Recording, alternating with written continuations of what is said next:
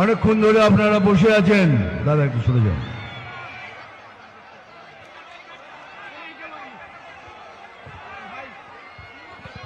অনেকক্ষণ ধরে আপনারা বসে আছেন, তার জন্য ক্ষমা চাইছি। তার জন্য আমার কোনো দোষ নেই। আমি ঠিক সময় বেরিয়েছিলাম, পথে একটি গাড়ি খারাপ হয়ে যায়, তার জন্য 20 মিনিট ওখানে গেছে। তারপরে এইখানে আপনাদের এখানে কাছে এসে একটা বিরাট মিছিল বেরিয়েছে আর একটা পার্টি, সেখানে আটকে গেছিলাম। তখন আমাদেরই কার্যকর্তা ছেলেরা মোটরসাইকেল করে জায়গাটা ক্লিয়ার করে দিয়েছেন, সেই জন্য এখানে এলাম। এখন এখানে অনেক কিছু দেওয়ার ছিল, সেগুলো আমি না দিয়ে কাজের কথায় আসছি। আমি এত দূর কেন এসছি আপনাদের কাছে সেটা জানা দরকার, তাই না? দেখুন ওখানে কি হচ্ছে। ভাই ধৈর্য ধরুন। আরে আসেন না, কি করছেন আপনারা? ধৈর্য ধরুন। হ্যালো হ্যালো ভাই, একটু যদি তোমরা শান্ত না কিছু বলে তো দরকার নেই, আমি চলে যাচ্ছি। একটু একটু শান্ত হয়ে যাও। আমার এখানে আসার একটাই কারণ আমি এখানে আপনাদের কাছে হিরোগিরি দেখাতে আসিনি। হিরোগিরি দেখানোর অনেক আমার জায়গা আছে। আজ 50 বছর ধরে খালি হিরোগিরি করে আসছি। এই যে আজকের দিনের আমাদের পশ্চিম বাংলা, আমার ভয়ে আমি দৌড়ে আসছি আপনাদের কাছে। আমি নিজে ভয় পেয়েছি যে কালকে আমাদের এই পশ্চিম বাংলা থাকবে কি থাকবে না, না এটা কালকে গিয়ে পশ্চিম বাংলাদেশ হয়ে যাবে।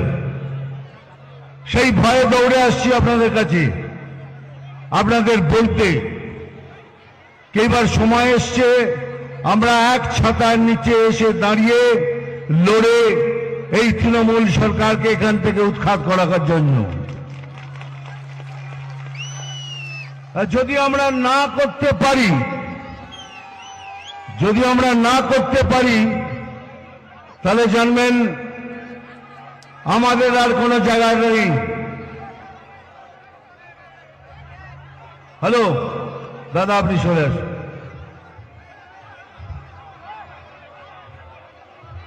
এটা করে মনে রাখবেন, তারপরে আমাদের আর কোনো থাকার জায়গা নেই। ওদের অনেক জায়গা আছে থাকার, কিন্তু বলতে পারেন হিন্দুদের জন্য কোন জায়গা আছে, কোন দেশ আছে যেখানে গিয়ে আমরা থাকতে পারবো? কোনো জায়গায় থাকার জায়গা নেই।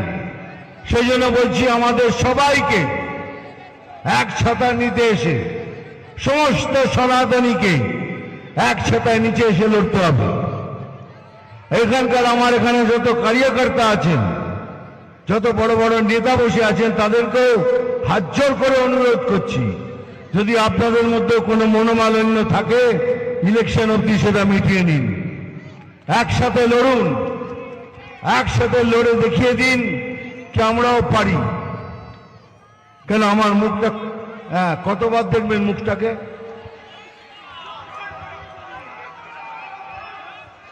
কি করবেন বলুন? না আমি আমার কাছে সময় নেই, বলুন কি করতে চান? ছবি তুলুন, তুলে নিন, তুলুন।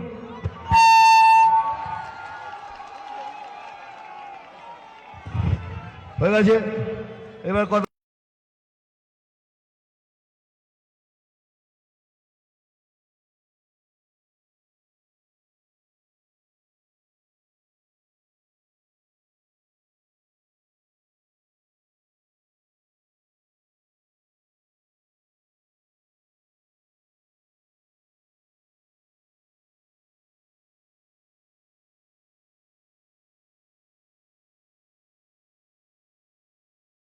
আপনারা কষ্টে বসে আছেন, আমিও 2 ঘন্টার গাড়ি করে চালিয়ে আসছি, এই তখন থেকে কথা বলে যাচ্ছি।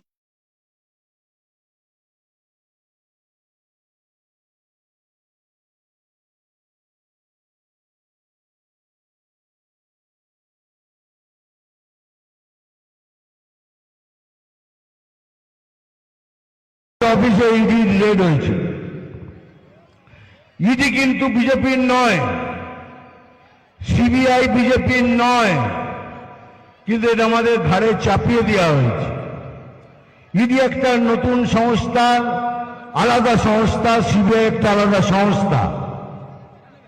তাহলে কি এমন ওখানে ছিল যার জন্য তাড়াহুড়ি করে এর মধ্যে ঢুকে সেখান থেকে কম্পিউটার, ল্যাপটপ, সমস্ত ফাইল নিয়ে চলে এলেন? কি ছিল তার মধ্যে?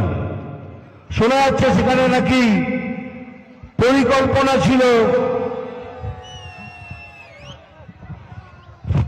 এই বাঁধরামোটা কখন বন্ধ করবেন। তুলুন ছবি, সব থেকে বেশি চেয়া ছিলেন, তুলুন তুলুন। হয়েছে?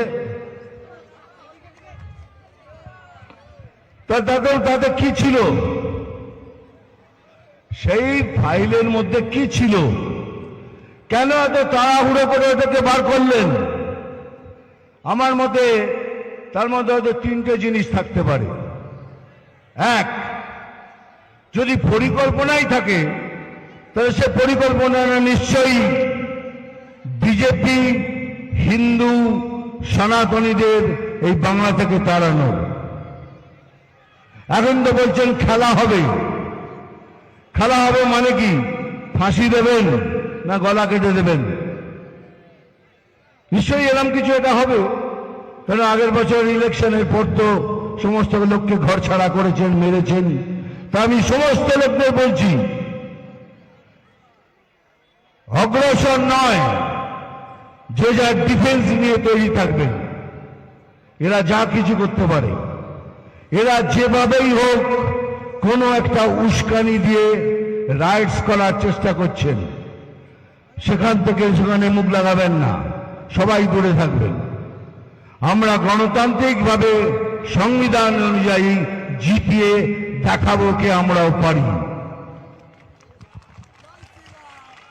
তাহলে আপনার প্রথমটা হলো যে আপনি খেলবেন, আমাদের গলা কাটবেন, তো ফাঁসিতে ঝুলিয়ে দেবেন, কি করবেন জানি না।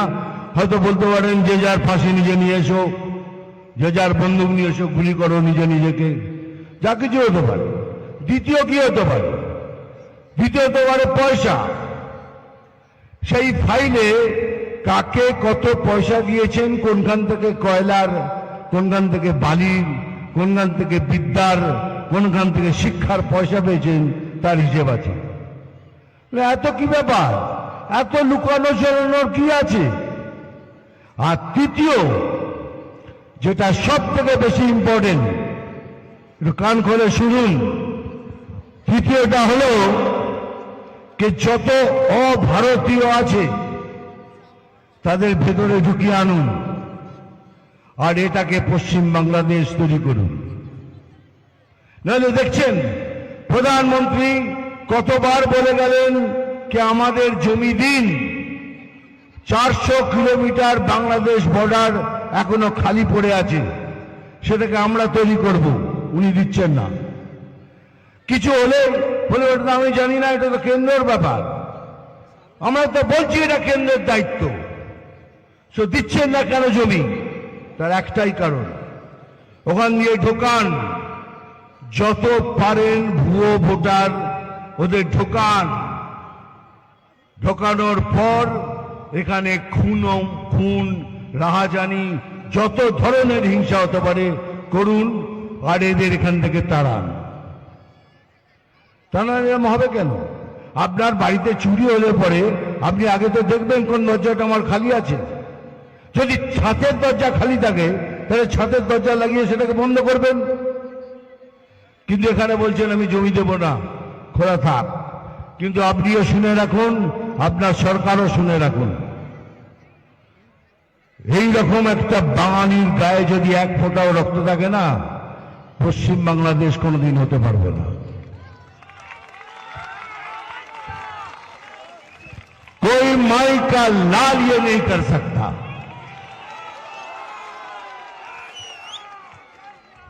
সেই জন্য বলছি, আমি সিপিএম ক্যাডারদেরও বলছি, যারা হিন্দু, যাদের মধ্যে হিন্দুত্ব আছে, কংগ্রেসদের বলছি, যারা হিন্দু, যাদের মধ্যে হিন্দুত্ব আছে, এমনকি তৃণমূল ক্যাডারদেরও বলছি, যারা দুর্নীতি করেন না, যাদের মধ্যে বিবেক আছে, সেই হিন্দুদের বলছি, আপনারাও আসুন, সবাই মিলে আমরা একসাথে এক ছাতার মধ্যে দাঁড়িয়ে ভোট করে এই তৃণমূল সরকারকে এখান থেকে সরাই।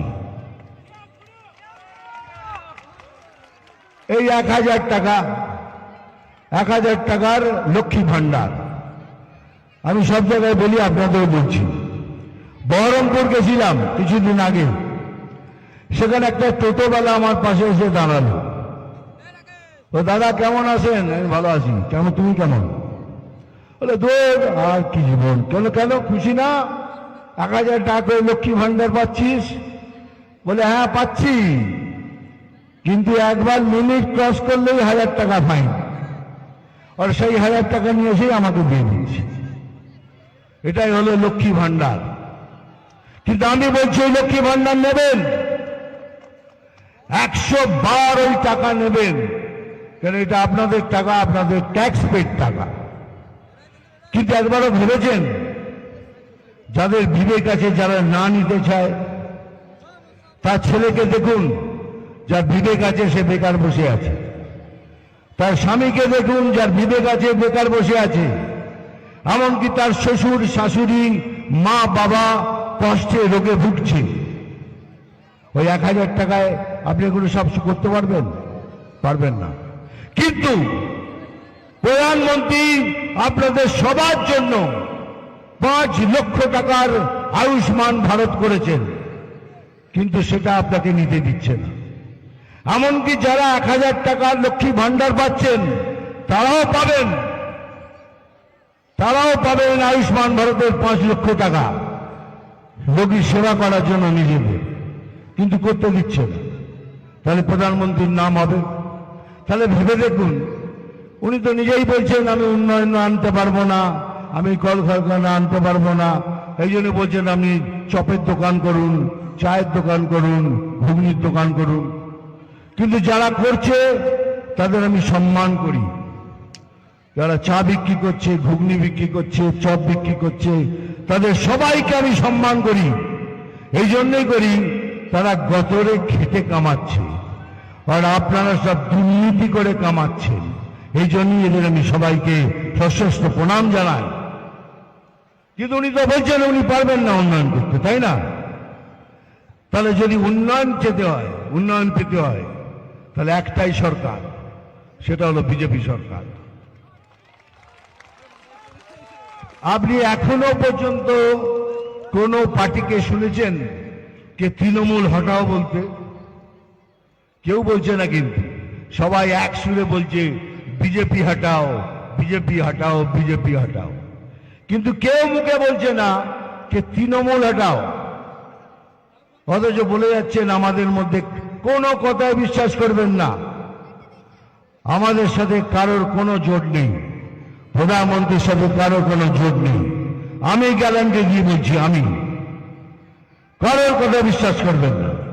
এগুলো একটা মার্কেটে ছাড়া হয়েছে কি আমাদের সাথে নাকি কোনো কিছু মিল আছে। তাহলে যদি মিলই থাকবে তাহলে দূর কেন আসবো? কেন আপনাদের সাথে কথা বলতে আসবো? তো দয়া করে হাত জোর করে সবাইকে আমি এই অনুরোধ করছি যে আমরা সবাই মিলে এক ছাতার নিচে এসে এবার লড়ে এই তৃণমূল সরকারকে এখান থেকে হটাই। সেটাই হবে আমাদের বিগেস্ট জয়। বাঙালি যতদিন থাকবে বাঙালিত্ব থাকবে, হিন্দু থাকবে হিন্দুত্ব থাকবে, সনাতনিত্ব থাকবে, ততদিন পশ্চিমবাংলাকে কেউ পশ্চিম বাংলাদেশ করতে পারবে না। এটা গ্যারান্টি, গ্যারান্টি, গ্যারান্টি। অনেক রাত হয়ে গেছে, এবার বাতিও চলে গেছে, কাজের জিনিসগুলো ছেড়ে নি। ডায়লগ বলতে হবে তো, হ্যাঁ, তবে অনেক কিছু আটকে বলতে হবে, এখন সব কিছু বলা যাবে না। তোমাকে মারবো এখানে, তোমাকে, ওই শালা মারবো এখানে। আর খিচুড়ি খাবি এখানে সেখানে।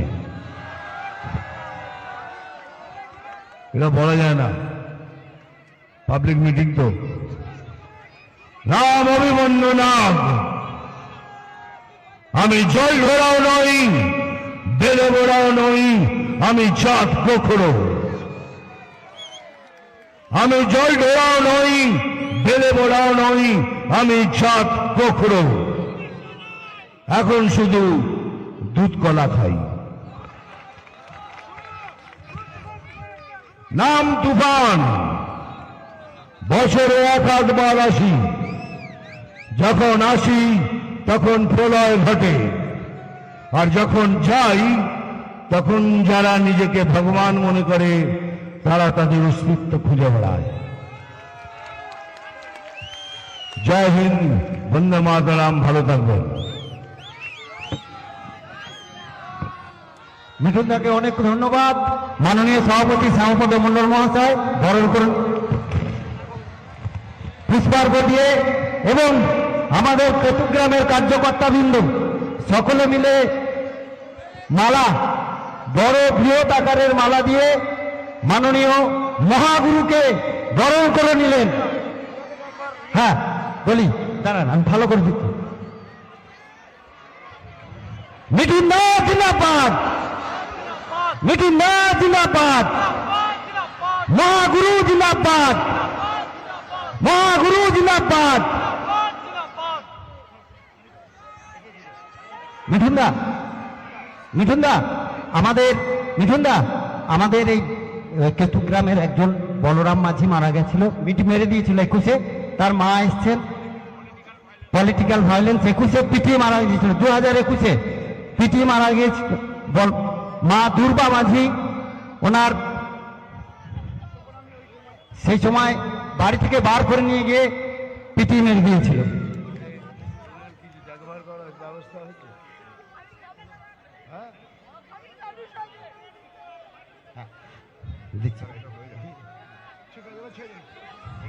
না, উনি যেটা বলছেন সেটা হলো যে আমি পয়সা চাই না, আমি বিচার চাই। তবে এটুকু বলে দিলাম, যদি বিজেপি সরকার আসে তাহলে বিচার হবে, হবে, হবে।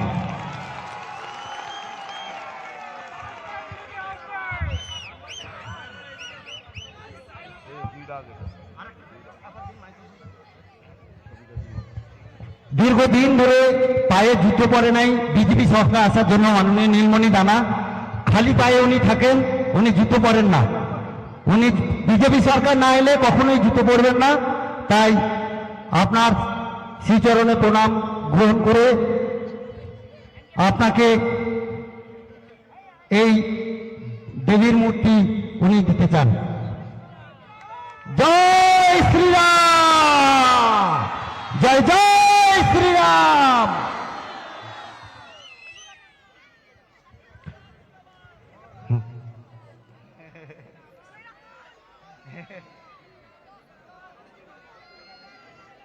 ফোনটা পড়ে গেল কার?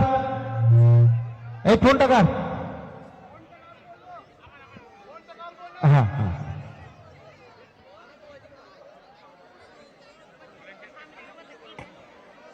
যান ওইদিকে যান, আর সামনেটা সবাই ছেড়ে দেবেন। অনুগ্রহ করে ভলেন্টিয়ার্সদের অনুরোধ করব, আপনারা